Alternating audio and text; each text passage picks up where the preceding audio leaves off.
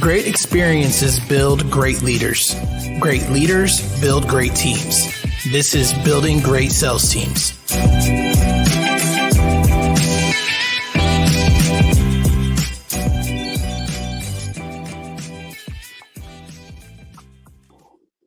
Welcome back, guys. Thank you for listening to Building Great Sales Teams.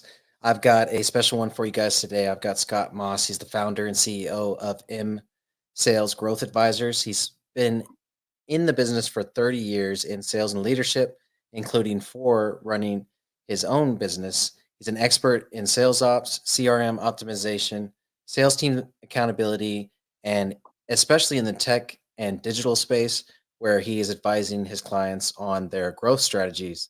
Scott, welcome to the show, brother. Hey man, good to be here. Appreciate it. I have to ask, you've got your hat forward today, and in all of my research and planning for this call, I was hat back and knocking it out that way. This is my professional look. Oh, right. No, I I'm just love that, kidding. man. I love it. No, I this is love it. a Oh, this good. is a brand of my buddies, and I've been trying to rep it as much as possible. I love And it. Yeah, I think yeah, it's a great hat. I'm glad it's facing forward, and hell yes, call the damn leads. I mean, pick up the phone for God's sakes. it's one of the hardest things to get people to do sometimes, and oftentimes it's the single solution, right? Yeah, it seriously is. Cold calling, I could probably make a good argument either way on that, but lead follow up, picking up the phone and having a Mhm. conversation, you can't rely solely on emails or texts or LinkedIn messaging. You've got to be willing to have that live conversation. I did a blog post about it maybe 2 years ago and just went off on this rant about picking up the phone and starting a real conversation. And at some point, you probably said, "Call the damn leads." I probably did. I Yeah. I have a pretty low filter. Absolutely. I love it. Okay, great start. So, I'm an abundance mindset type guy, and I love bringing other sales experts on the show because inevitably, they're from different niches or just bring a whole nother perspective to a lot of the things that we're preaching on the show. And it's affirmation too. It's like, even though you're in the tech space and I'm more home services, we find that we're doing the same things. They're just called by different names, right? Right. And I was curious, where did the inspiration come from for your operational approach to sales teams? I was perusing the website, listening to some of your previous podcasts, and you and I are very in sync that way. It's a very Yeah. operational, tactical approach. Yeah, I think it came from probably one of the first startups I was with, earlier part of the 2000s, and the challenge was how do we create some sort of sales process that we can repeat and that we can rely on and that we can plug new BDRs and SDRs into, without having to reinvent the wheel over and over and over. And it's really about, how you're operationalizing sales.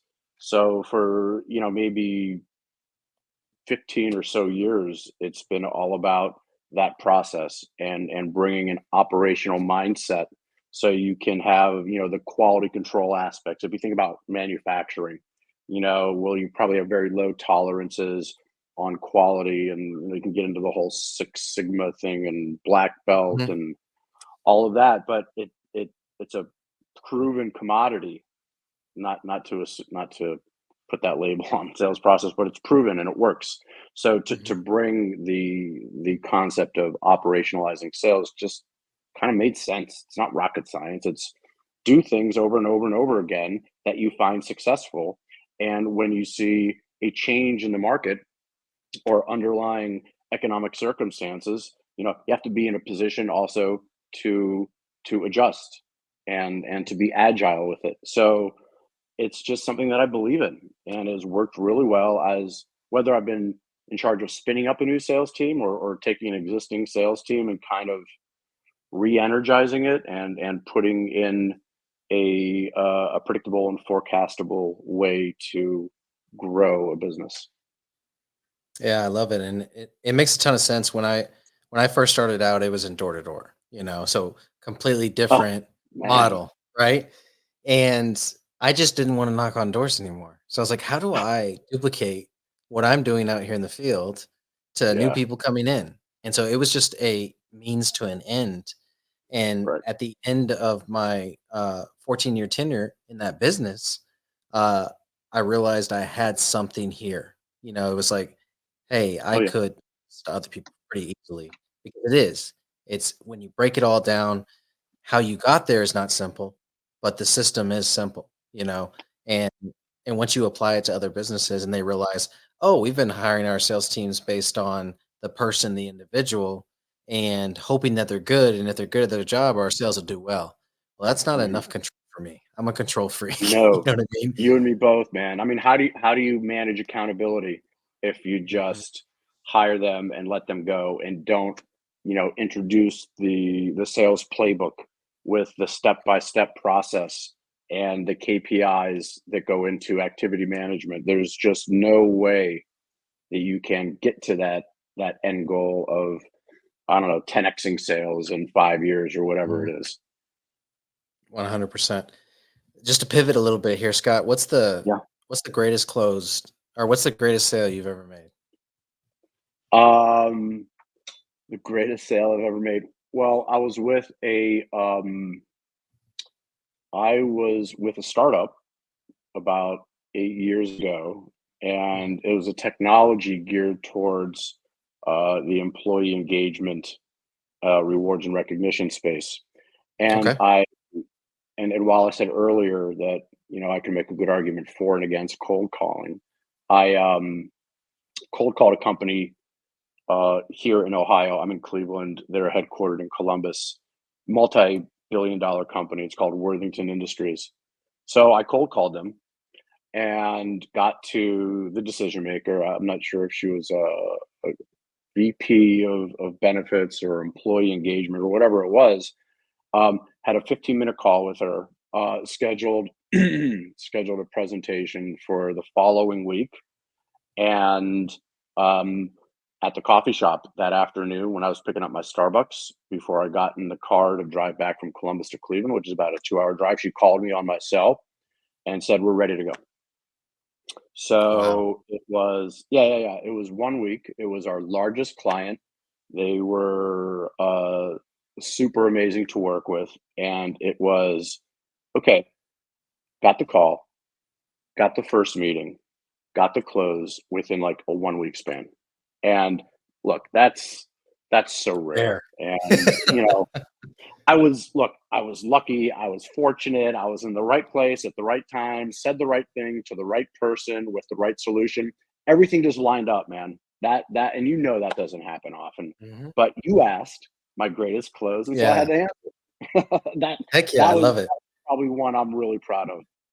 Yeah. Yeah, and There's there's I like others, the but product too. That's yeah, something that my clients and I have been diving into a lot, especially in like the direct sales space, more commission-based guys. Keeping them on the same track in terms of company culture, communication, really incentives, important. Yep. gamification. And there's a few apps that are coming out that are doing a really good job of it, and Sales Rabbit's one of them. It's a canvassing tool. The Q's Right. app is another one that can execute payroll as well for you. When you have Hmm. remote sales teams, that's huge, and you're Yeah, not dealing with antiquated banking systems. And that's right. so that's definitely a space I feel like it's going to take off really well. But that was, I guess, a while back. What was that product like? Was it That more around product. So benefits? it was around benefits. So what we had a, technology platform that recognized and rewarded employees based on certain activities, or there were Nice. discretionary parts where a manager can log in and recognize you. And instead of assigning points, which is like a typical program, Mhm. it assigned actual dollar value, and the dollars could be then redeemed on the company store that we built for them. That was Nice. fully customized, branded, and had products that were already at a discount. So instead of us going to like the Sonys of the world and buying their products at whatever wholesale price they would sell them to us, we went to another division of Sony and found that they're selling maybe some non-branded stuff that still has the Sony to it, Mhm. or has maybe a previous model year, and they would give us like super discounts. So not only were the employees getting dollars towards that, they could put dollars towards it, and it was already below market value, below Oh, that's retail. awesome. So Yeah, they were it probably was like, great. "Well, how can I spend my regular money on this company store?" Right. Right. Well, that was the good news. I mean, they did have the ability to add their dollars to it, Gotcha. but they had to have something already in their account, so to speak, before they could add dollars. They couldn't just go in and buy without having the dollars or some sort of recognition already there. I love it. Makes a ton of Yeah, sense. yeah. It was Okay, cool. so, you know, in our industry, we've been through some things the last couple of years, right? And been through COVID, been through a influx of money in the marketplace. Everybody's buying everything, and now it's on the downswing, right? The market's correcting itself a little bit, and so when it comes to recruiting, I gotta believe so many people recruited high level salespeople and changed companies. Especially through COVID, maybe some companies shut down. The recruiting space in terms of salespeople has been wild the last couple of years, Yeah.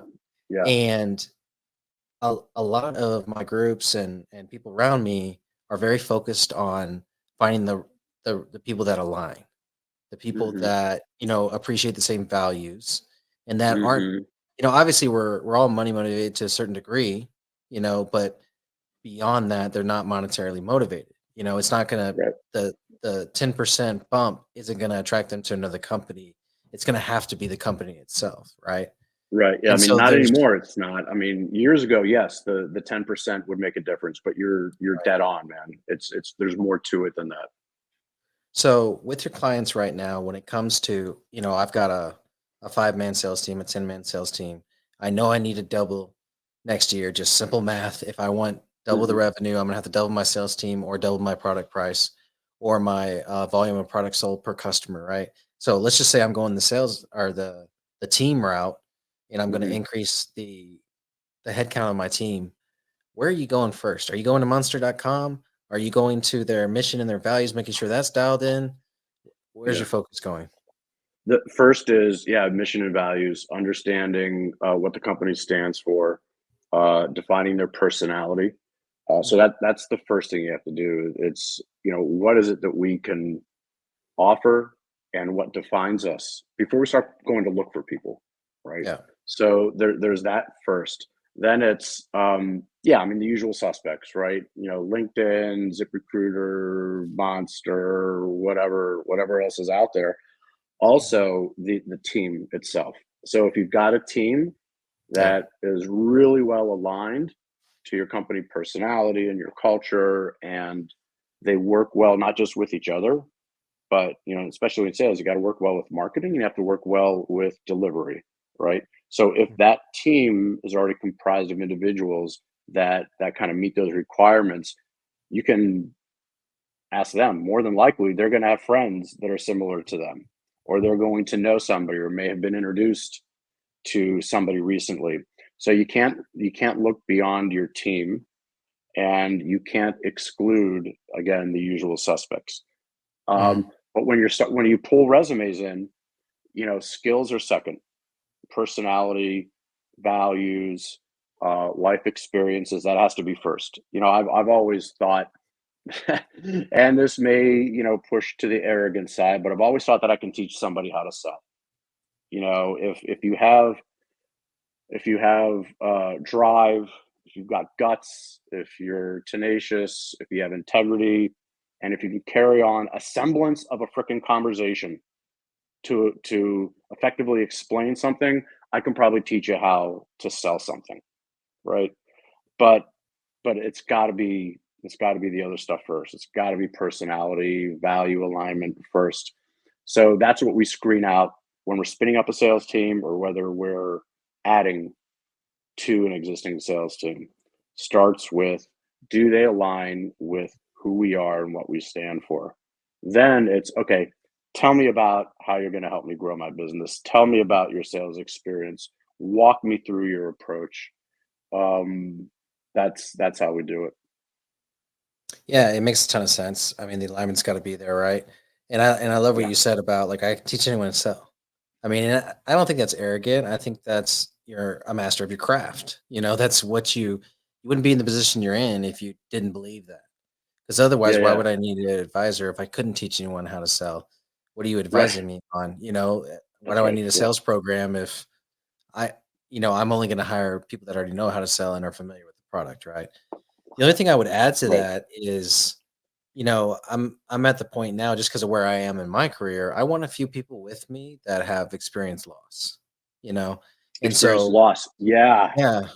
yeah, and I mean like losses in business, losses in life. You've been through some things, and are I've transparent been about it. through. Yeah. Yeah. And that's going to be important to me, the people that I'm running with, entry level sales, yeah, you can be green and we can teach you how to Hmm. do it and we can develop you along the way. And that's going to be such a stickier, more impactful sales rep on the team or team member Hmm. than somebody that's coming in laterally. They may have some bad habits or preconceived Hmm. notions or may not be aligned on the values. So I'm Yeah. I'm with you on that for sure. Are you Yeah, and I'm gonna add that failure thing to what I look at too, or loss, or Mhm. significant challenge that they've had to overcome. I think that's a brilliant insight. Thank you, and what I like about it too is it requires them to be a little bit have a little vulnerability, about Yeah. their previous position or positions in the past where they're like, "Hey, this is what I'm gonna do for your company, and then this is why I'm convicted in that, because I did it Right. at this company this way and it didn't work out, so we're gonna do it this way," Yeah. that kind of thing. But it requires you to say you were wrong at some point in your life.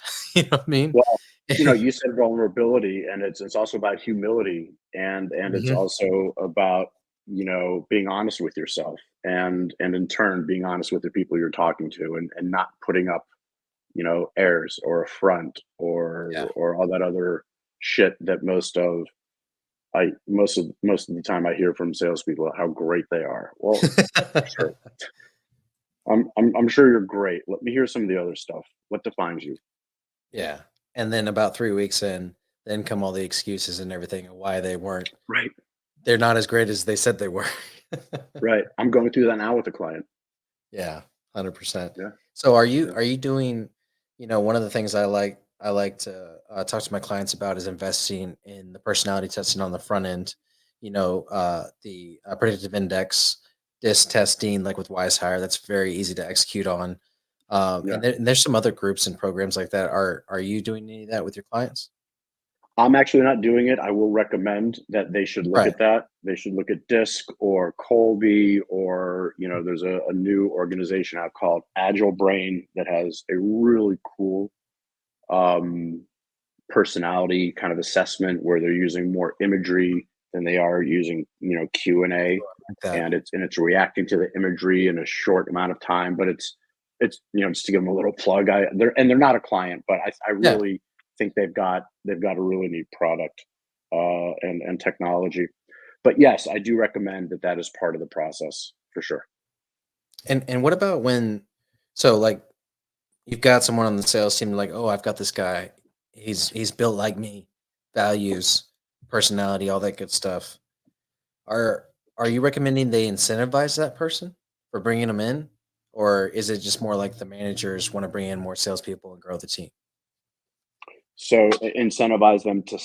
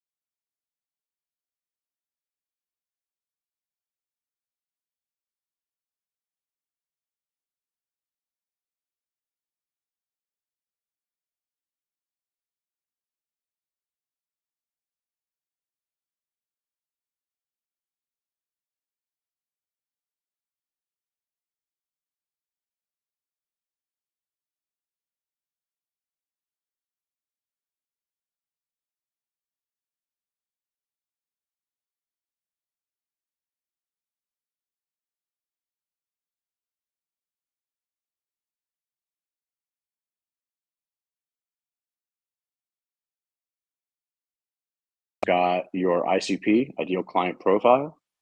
It's got very clear and highly developed buyer persona descriptions. It's got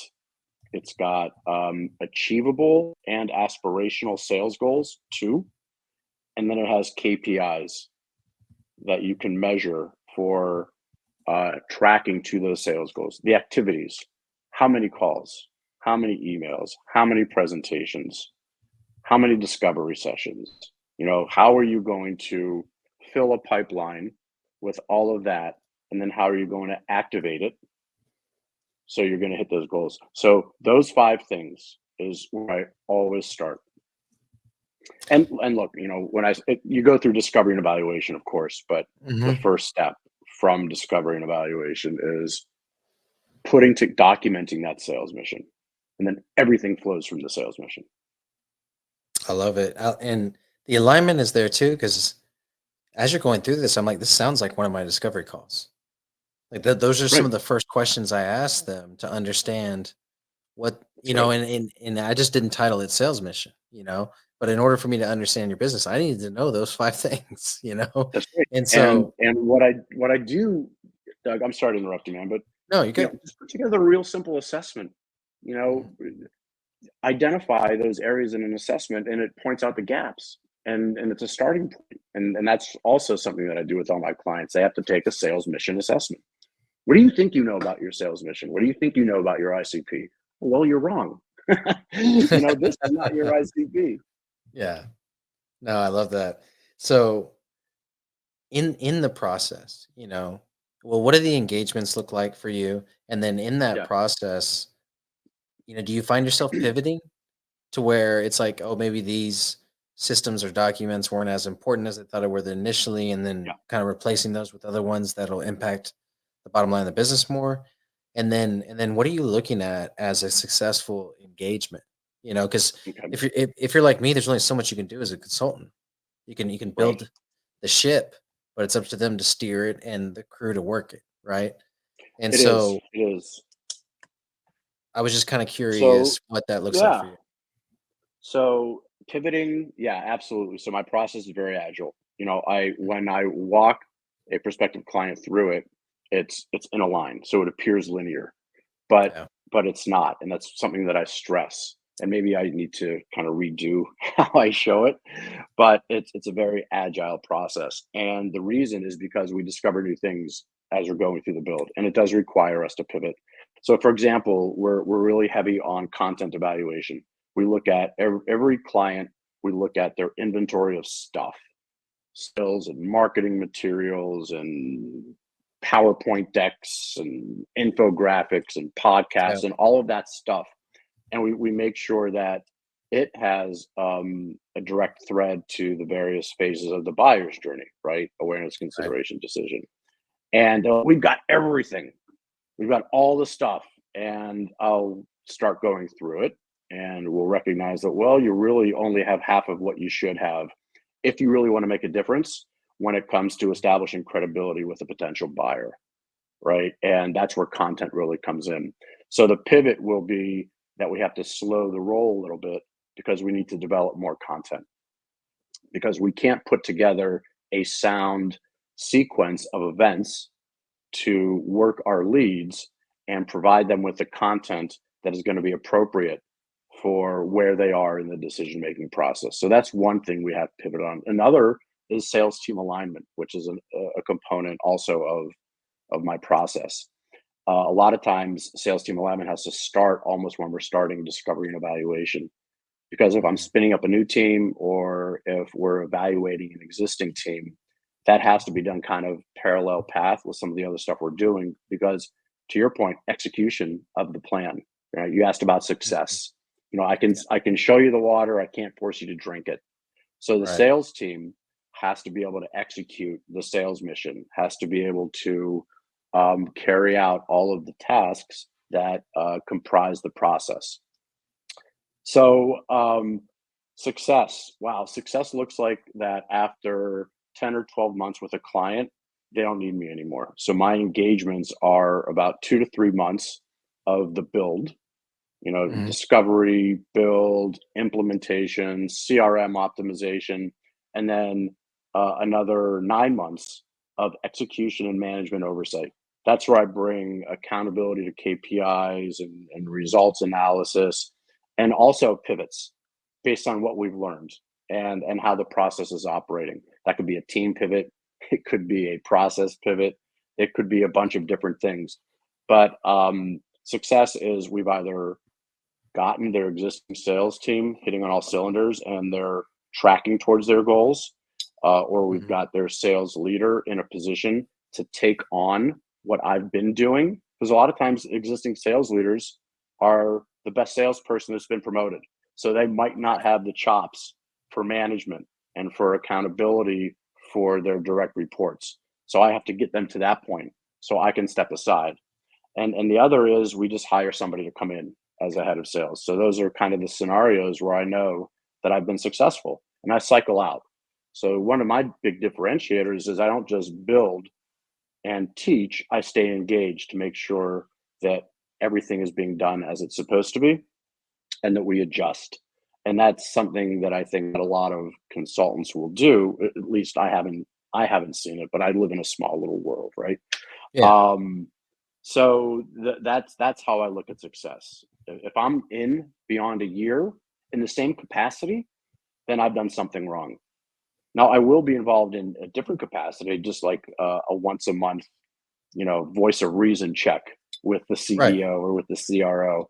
A Yeah. completely different capacity, though. No, that makes a ton of sense, and it's Yeah. honestly a lot of confirmation because you're 4 years in now, right? Yep. 30 years overall, and so I'm, you know, 15 years, but only 1 year into consulting, and one of the Hmm. things I'm doing with my engagements in 24 is creating a look back period like you were talking about where we're monitoring, we're managing, and we're pivoting if we need to, you know? Hmm. Whereas before it was just a 90-day engagement. I built the program and then I was done. Maybe I would put them on a fractional CSO like you're talking about, or Right. um, where you're just coaching the leaders in the business. Hmm. But for the most part, I was in and out in 90 days. And then Hmm. I would go and check back on my clients like a month, 2 months, 3 months later, and one of them inspired this, is not implementing the program at all. He's still doing what he did before. And I'm just like, "Oh, no, this is not gonna Right. work." Right, man. So so I adjusted my engagements to include half of it is the build, like you said, and then the other half is monitoring and maximizing and managing the build after the fact, and then pivoting certain aspects of it Yeah. if we need to. And I think, Yeah. yeah, that's just a huge confirmation that I'm headed in the right direction, which is where you You are right are. now. And you mentioned pivot. I mean, look, a sales playbook is not something that is written once and left to just kind of sit idle. A sales playbook Mhm. has to be dynamic. You have to Right. review it. You have to use it. You have to modify it. You have to pay attention to it. It's a living. You have to treat it as a living, breathing thing. It's part of your sales team. You just quoted me and didn't even know it. No, I use that all the Or I've been time. quoting you this whole time, I guess. I That is love that phrase. crazy. It is a living and breathing thing, and it is part of your sales team. It, Ryan, it back is. me up here. Like, this is weird right now. Look, and I knew it was gonna be a great episode. That's why I just had to send it to you. I just had to So send it to you. Thanks, so this Ryan. is great. This Appreciate is the great for plug, the man. show because I haven't been taking podcast matching guests. I've only been taking guests that I know, and Ryan, and I told Ryan I don't want any more podcast matches. I'm getting too many coaches and stuff like Right, that. right. And and he pushes your email forward to me and he's like, "Hey, you need to get this guy though." You know? And so Well, thanks, yeah, man. yeah, Ryan did a Yeah, great this job. is fun. I'm having a great time. I Yeah. did a podcast earlier today, and I enjoy these things. I really do. Yeah. I think they're meaningful to the audience. If it's a good plug for my business, great. But Yeah. otherwise, I think we can provide some meaningful content and some insights to people that Yeah. are willing to learn from these types of things. So Mhm. I love doing this kind of shit. I think for selfish reasons, it makes me feel good. Makes me feel like I'm giving Oh, something. 100%. Yeah, and it's funny, I've mentioned this in both episodes I shot today, but a lot of it is an impact you don't even realize until you, like, take record a little bit. So, like, today I posted on my Facebook, I was like, "Hey, if I've ever" or yesterday, "impacted you positively, drop me a like or a comment," because my engagement was dying for whatever reason, and I was Hmm. posting, like, videos that weren't real. So I'm a lot more on the Facebook and Instagram side, right? Okay. And I've just been breaking into LinkedIn, but it just that comment string blew up, and it was a lot of people that said, "Hey, I consume all your content. I love your stuff." Didn't even know who they were, you know, and so yeah, and Nice. normal because a lot of people will watch and they'll consume your content on LinkedIn or your website. Like you have a lot of great articles on your website that they can go in and download, but don't have to leave a comment or their email or their name or anything, so they may have been Right. impacted greatly by that, be executing like crazy on your stuff, but you have no idea until you put Yeah. it out there like, "Hey, if you've been impacted positively." And so that was Yeah. a huge moment yesterday when I saw all that. It was really cool. And then That's very cool. yeah, on top of that, like you talked about, and I like what you said about the content piece because I'm seeing Hmm. that more and more, especially in our spaces, and then in spaces where it's a consulting or a long term engagement with like a marketing company or a financial services company or something like that, right?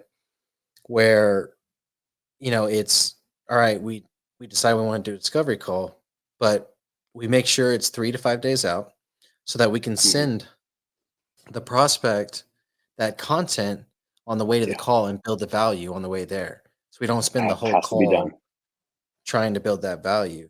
So is Right. there kind of a cadence you see to that that's working really well or something for, There. because we have some coaches and consultants that listen to the show. And so I think they could Mhm. benefit greatly from it. Yeah. There has to be. So for every client, for every business, my advice is to have a cadence or a sequence, whatever you want to call it, that follows an activity or that precedes an activity.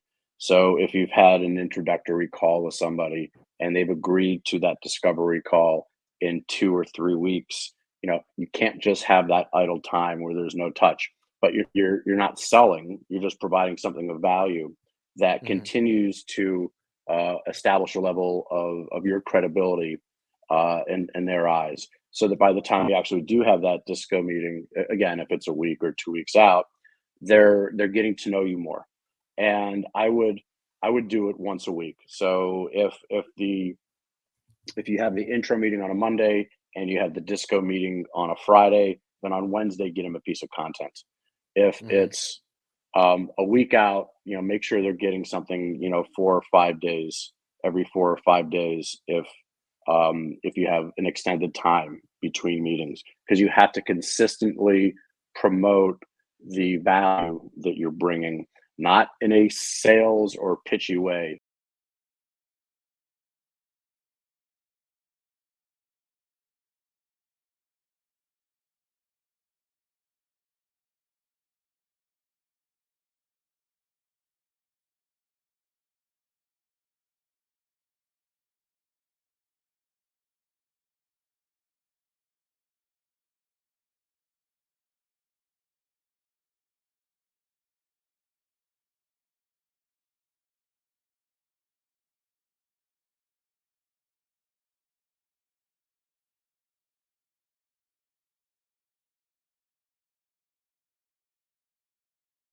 Sense, it's I'll walk you through this and I'll explain my thinking and I'll explain how this is going to solve your problems.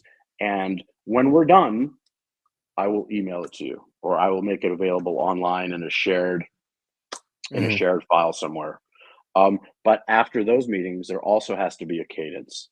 There also has to be additional content that's shared because they're always making a decision. They're always thinking about, am I going to go forward this with this person? And if you're not there with valuable insight, then they're going to look at somebody else.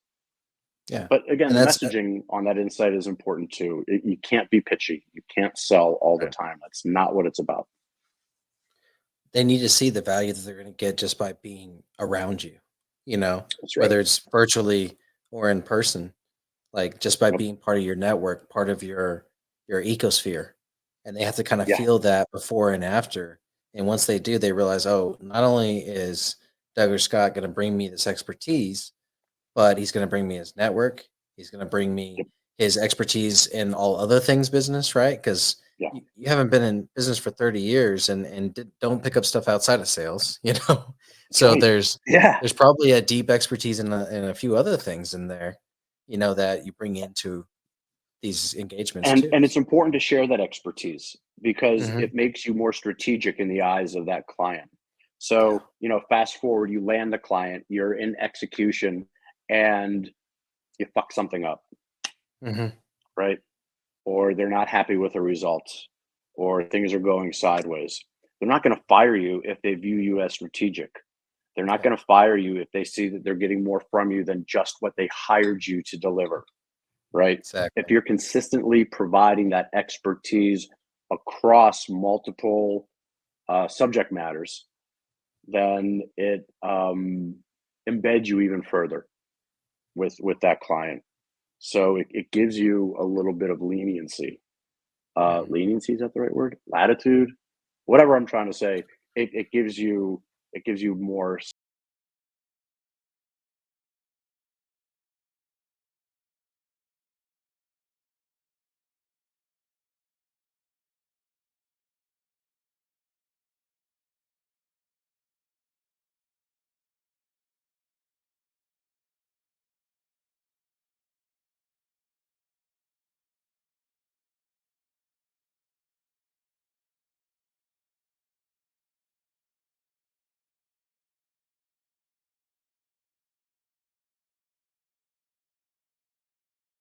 So my favorite is HubSpot.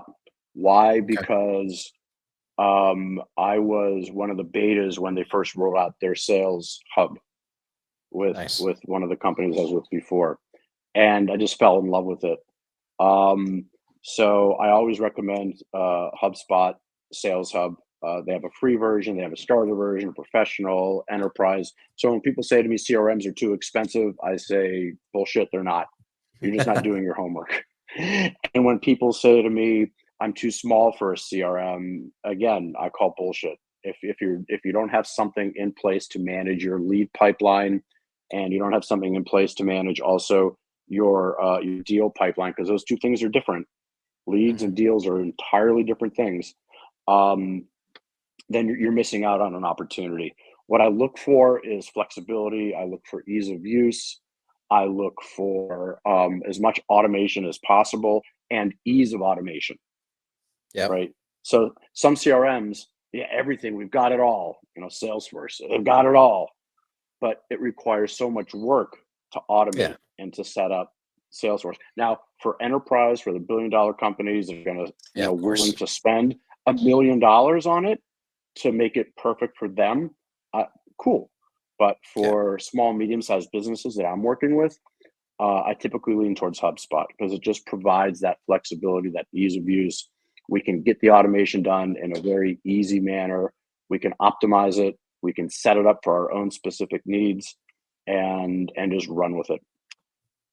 Yeah, I have one client using HubSpot, and pretty much everybody else is on Go Ahead level.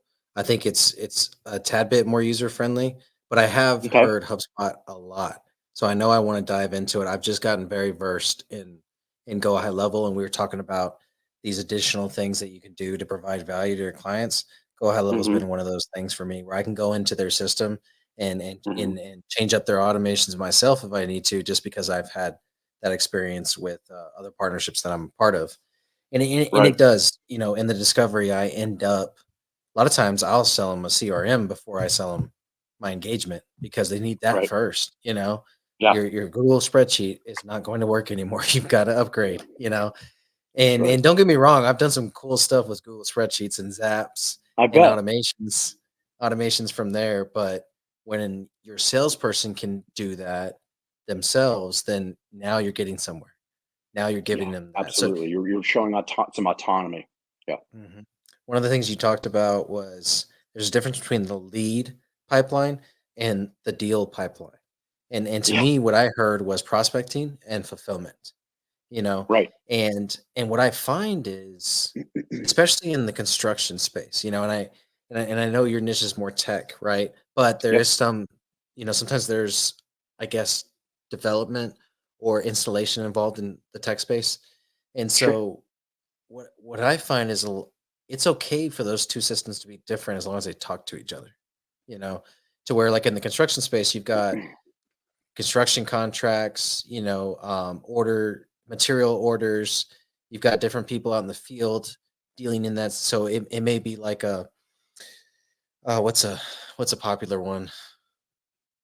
I'm going blank right now. Job Nimbus is is Okay. is one in the construction space, and so like Go High Level may talk to Job Nimbus, and once it goes into that deal pipeline, then it pushes out to Job Nimbus. But you got two Right. different people. You got the sales team using Go High Level, and then the production team or installation construction team using Job Using Nimbus. job numbers. So as Yeah. long as you don't have one person using two systems, then it's Yeah. that's where I see a lot of the execution happening. Yeah. Yeah. Absolutely. I think that the systems have to be able to talk. You can't ever have two CRMs. You have to have a unified platform. And I've seen Mhm. that before. I've seen companies that have sales teams covering different channels maybe, and one channel might be on CRMX and another's on CRMY. Like, well, how are you Yeah. reconciling all of your sales and your revenue forecasting and your deal pipeline, the ones that are in the process of making a decision? How do you reconcile all that for accurate financial reporting? And like, well, it's a challenge. And we have to Mhm. put them in spreadsheets. I'm like, wait a minute. You went from spreadsheets to a CRM to two CRMs to reconciling in spreadsheets. Yeah. And I don't get it. It doesn't make sense. I have a client that's going through that Well, right now. I think so many clients fix it for right now, and then Hmm. they end up fixing it for right now for 3 years, and then they end up with Right. something like that, a Frankenstein of a system, you know? That's right. And then Yeah. that's when you come in and say, "Okay, it's gonna hurt at first, but we're Right. going to scrap this and we're gonna use one Right. system," you Yeah. know? That's right. And most, unfortunately, most C-suite teams or owners of these businesses don't want to go through that pain, even if it means They don't. in 1 quarter we can increase your execution by like 10%, or we can increase your Yeah. sales by like 15% And because then we're think about all in just the one system. efficiencies also. Think about the Yeah. efficiencies that it's going to bring to your accounting team and your finance team and those folks that have to go through and build out all of the forecasts. Mhm. Whether it's for product dev or whether it's for future investment in the business. It's very complicated, and it doesn't need to be. Yeah. And I think stamina matters too of your sales team. Like if they're having to input a client in one system and then another, and they're Oh having yeah, to like keep their own notes and keep their own systems because yeah, yours isn't efficient enough, then all of a sudden what it takes to sign one customer, it should only take or it should only take what it takes to sign two customers, it should only take to sign one. that's right. And so yeah, I think that becomes important there as well. Okay, so obviously we talked about the tech space a lot. That's obviously part of your ICP. What other things are Hmm. part of that? I'm A using part your of the terminology IC. now. Yeah. Right, right, right. So I just had a flash across my screen. So ask me your question again. What are the components of the ICP? No, of your ICP. That way, if we have anybody Oh, of listening mine. that's in those Oh, yeah, yeah, spaces. yeah. Yeah. Okay. So yeah, when I'm looking at clients, I look at companies in the tech space. Hmm. And small to medium size to me means a really well funded startup. Like Okay. they're past seed. Maybe they're at their first, at their Series A, or they're about to close on their Series A, and they've got enough seed that they can. But if they're still in like friends and family raise, then probably not Yeah. good. So I look at them, but again, has to be a complex product. It has to be in technology.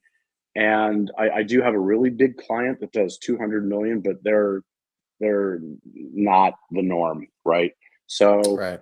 I would say small to medium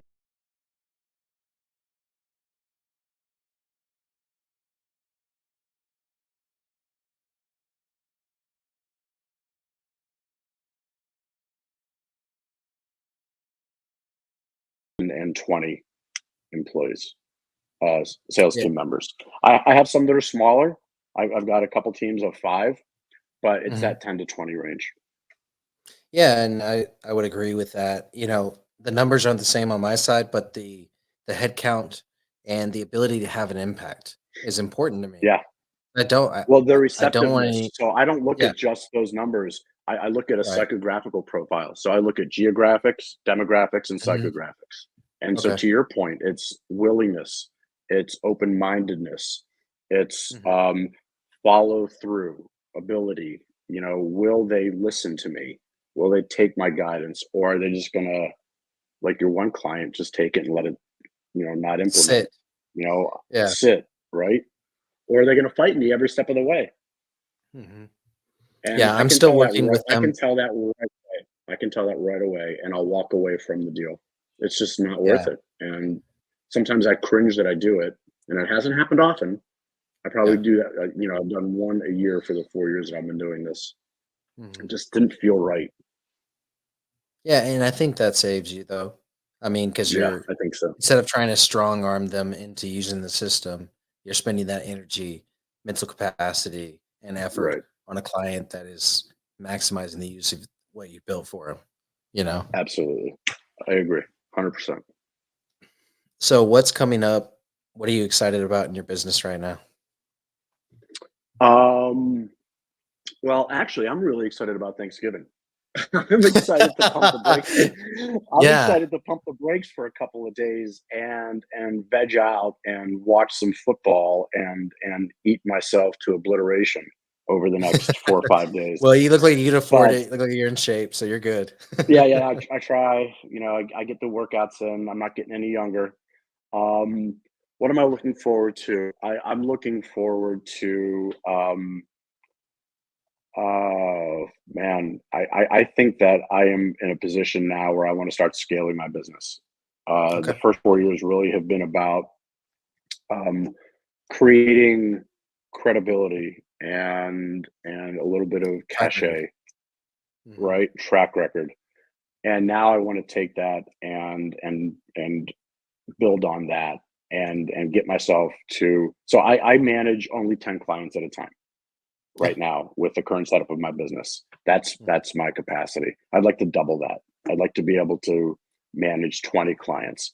And I don't see myself getting past 30 because I think that just will get me too big and will disallow me from being involved.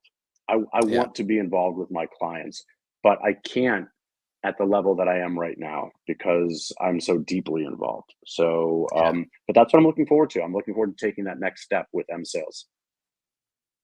I love it. 100%. And Yeah, it thanks, man. it is there's fulfillment on the side by side, being able to solve problems with your client Yeah, versus giving them yeah. something and then them having to go do it Yeah, themselves. It's different.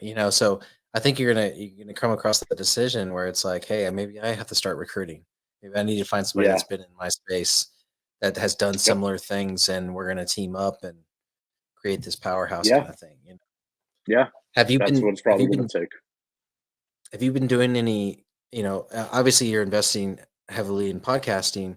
What about like events, stages, speaking, writing, any of that stuff? Yeah, I haven't gone down that road outside of, I do some LinkedIn live events probably once every month.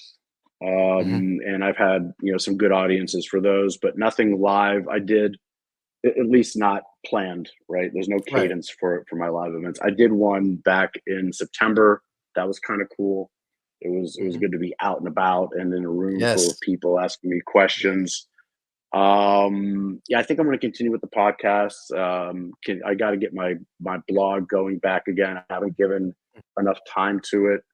We're rebuilding the website, so that will launch at the beginning of the year. I'm looking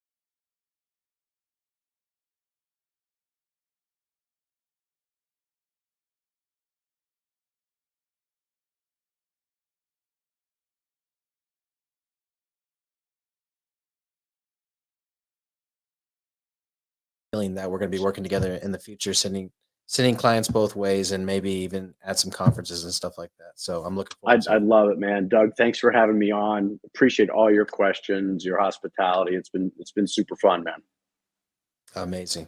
All right, guys. As always, like, share, comment, all that good stuff. I appreciate y'all, and let's get building.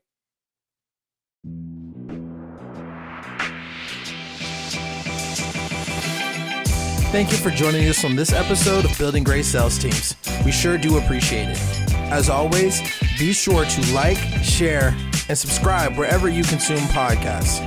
Don't forget to join our Facebook group, Building Great Sales Teams, so you can get daily tips on how to get your sales team built, brick by brick. We'll see you there.